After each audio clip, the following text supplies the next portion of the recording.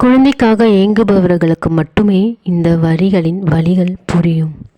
மாதத்தின் 3 நாட்களின் போது ஒரு சில நாட்கள் தள்ளி போனாலும் நீதான் வந்திருக்கிறாயோ என சந்தோஷத்தில் பொங்குகிறேன். பாவாடை நாடாவை கூட வலிக்குமோ என்று தளர்வாய் கட்டி வழுக்கி விடாதபடி அவ்வப்பொழுது பிடித்து கொள்கிறேன்.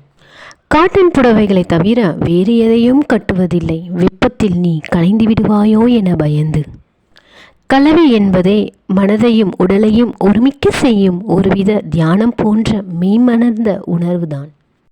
அந்த உணர்வின் சுகத்திற்கு கூட அடிமையாகாமல் நீ உருவாகியிருப்பாயோ இந்நேரம் என்றுதான் எனக்குள் நானே எதிர்பார்த்து கொண்டிருப்பேன்.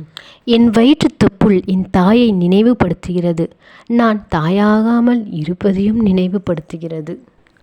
உணவால் மட்டுமே இந்த வயிறு நிரம்பிக் கொண்டிருக்கிறது, உன்னால் நிரம்ப வேண்டும், வா என் கண்மணியே.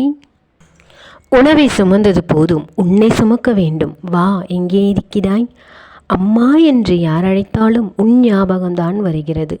40 நெருங்க நெருங்க நாடி நரம்பெல்லாம் படபடக்கிறது.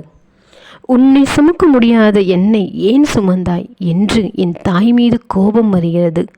என் வலியை என் தாய்க்கு நான் தரவில்லை என்று சந்தோஷப்படுகிறேன். என் பிள்ளைதானே நீ, நீயும் நீ இல்லாத வலியை உன் தாய்க்கு தந்துவிடாதே. இதயத்தை ஏங்கச் செய்யும் கடைசி கொஞ்ச ரத்தம் இருக்குமென்றாலும் அதில் கூட கருமுட்டை உருவாக்கித்தான் உனக்காக காத்திருப்பேன். எங்கே இருக்கிறாய்? வந்துவிடு என் செல்லமே, இப்படிக்கு உன் அம்மா.